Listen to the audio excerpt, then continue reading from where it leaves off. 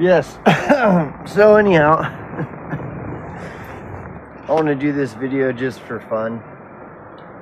I just watched about an hour and 40 minutes of Pockets of the Future. Pockets of the Future is an interesting channel for me. I watched a good amount of it back in 2016 or no, yeah, 2016 or 2017, and you know, there's a lot of it that's I found to be good.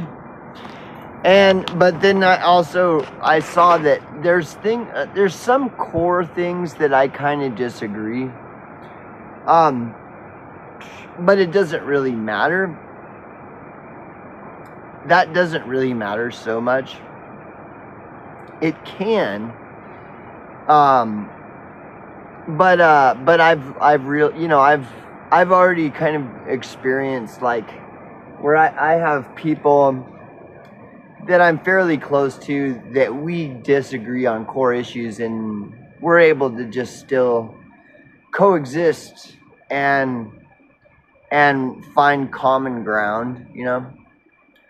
And so but anyways, Pockets of the Future is that his channel's been around for a while.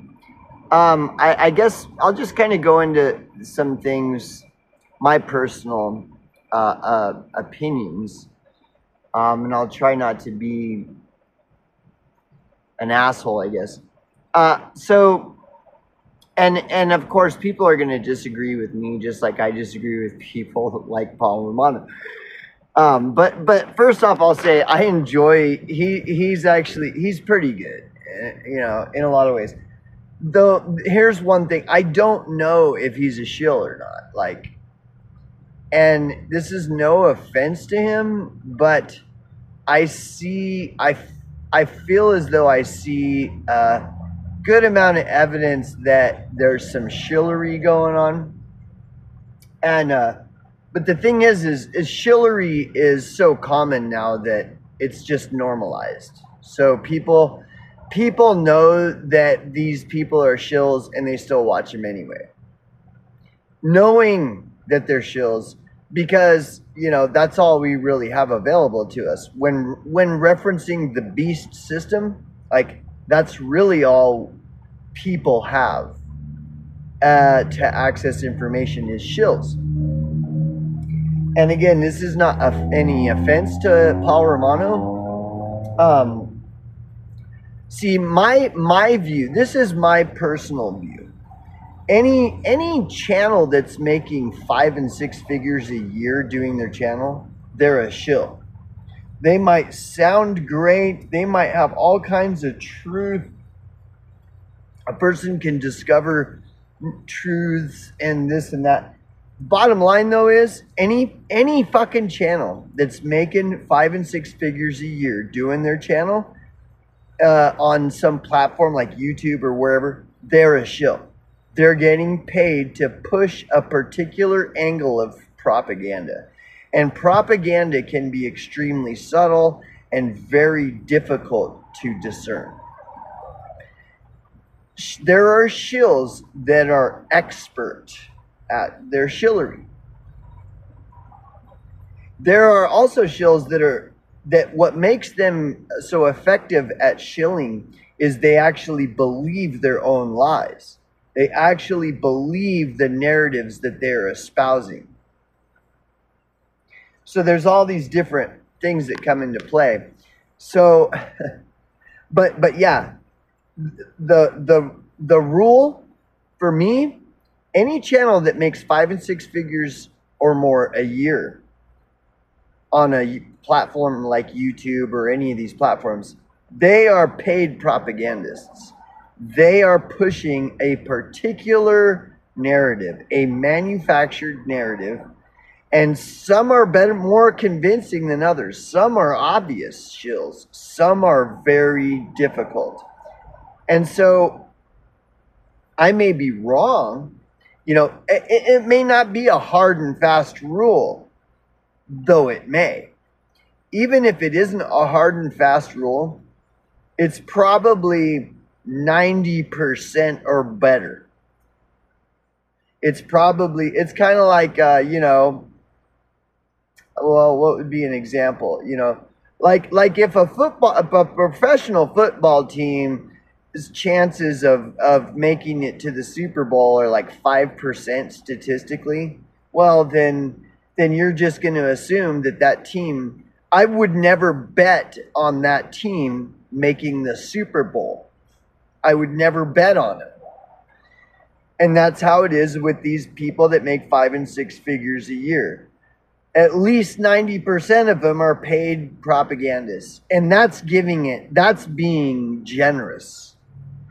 Because as I said, what it boils down to is any channel that's making 5 and 6 figures a year doing their channel is a paid propagandist. And that is the definition of selling out. Okay. Now, on the off chance that Paul Romano is that 0.01% that really isn't a shill, yeah, that could be possible. Now, but that's just my opinion. So, as I was saying, I just got done watching an hour and 40 minutes of his, and it's very enjoyable. Like, and he's funny. He's got a lot of good points to make. He's good at what he does. He's got a good voice. He speaks very well, very educated, and based off of my whatever, I'm no intellect or anything.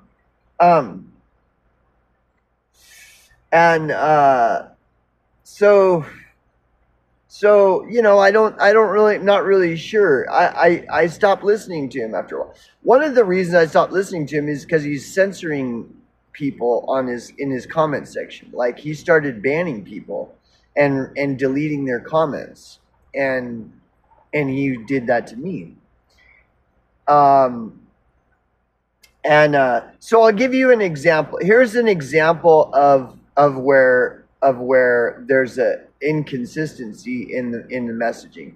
He brought up, as he's talking about politics, how irresponsible it is for Trump to be making public statements about the Haitians eating cats, eating people's pets like dogs and cats, and how that's irresponsible because it demonizes that whole group of people.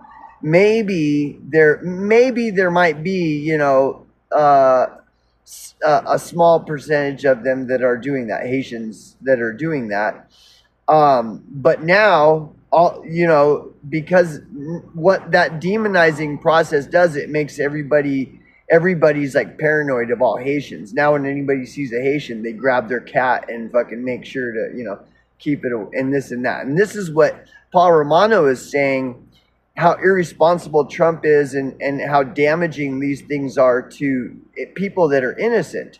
Well, the interesting thing is all media, including fucking Paul Romano's channel and all other media, demonizes the U.S. homeless population all the time. Paul Romano is pointing out how irresponsible it is for Trump and Republicans to accuse Haitians of eating cats because of how it stigmatizes all Haitians. Yet, for fucking since before I was born, all the mainstream media news and everybody in society at large does is say that all homeless people are lazy, mentally ill, drug-addicted, criminal, vagrant degenerates who failed to take personal responsibility for their lives through poor life decisions. And not once has Paul Romano ever pointed this out. So it's okay to demonize all those people, but when people start demonizing Haitians, Paul Romano's getting on his soapbox defending him. And if Paul Romano expects that people not demonize groups like Haitians in this country, well then it's an unreasonable expectation when the very society he lives in has been demonizing homeless people since before Paul Romano was alive. And Paul Romano chimes in on it. I've seen videos where I've actually flagged videos because Paul Romano was making slanderous comments about hobos and homeless people and mocking them and laughing at. So, you know, so me and Paul Romano disagree on many things, you know, like, you know, Paul Romano, by all evidence, is prejudiced against. Paul Romano has taken the bait, hook, line, and sinker of the mainstream narrative that all U.S. homeless people are lazy, mentally ill, drug addicted, criminal, vagrant degenerates who failed to take personal responsibility for their lives through poor life decisions. Paul Romano has drank that Kool-Aid, and nothing will ever change his mind. The best defense he could ever offer is, well, I don't believe they all are, but most of them are. You know, and he'll proudly stand by that, which is fine. I mean, he has every right to do that. Whatever free speech supposedly we have available to us, he can think and believe whatever he wants, whether it's true or not. But then to come out and be talking about how irresponsible it is for all these public statements that Haitians are eating cats, that the immigrant Haitians are eating fucking cats and dogs and people's pets, how irresponsible that is. Well, that doesn't make any sense. Why would he care about that, but then not give a flying fuck that the all media has been doing that same demonization of U.S. homeless since before Paul Romano was ever born, and that he's never had a problem with that.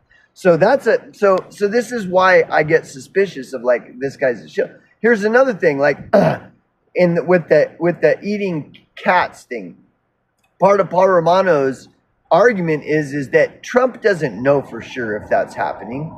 You know, he doesn't know for sure if that's happening. Well, this is another thing. Paul Romano states with 100% certainty that the Trump assassination attempt was fake. And that's my problem with his stance on that is he doesn't know. Paul Romano doesn't know that, but he's telling his whole audience, he's got this big platform, and he's telling them that he knows with 100% certainty that it was all fake, that it was fake, which is a complete insult to someone like me, because I've looked at the evidence and it doesn't look fake to me. So then that must mean that I'm stupid, right? And that Paul Romano is he's just way more. And if you ask me personally, I say that's complete bullshit. You know, Paul Romano does not know that the first Trump assassination, which today makes 2 alleged Trump assassination attempts, fucking Paul Romano does not know that was a fake. And if he were backed into a corner, he would have to admit that he doesn't know. And then he would ramble on about, oh, you know, WWF and razor blades cutting ears and fake blood and ketchup gate. And I mean, it's all bullshit. Like, what he's spouting is, so much of it is just as much bullshit as anything else. And the last time I looked, which was back in 2017 or something, he was bringing in at least $40,000 a year just doing his YouTube channel, you know, which he's probably, I wouldn't be surprised if he's doing more.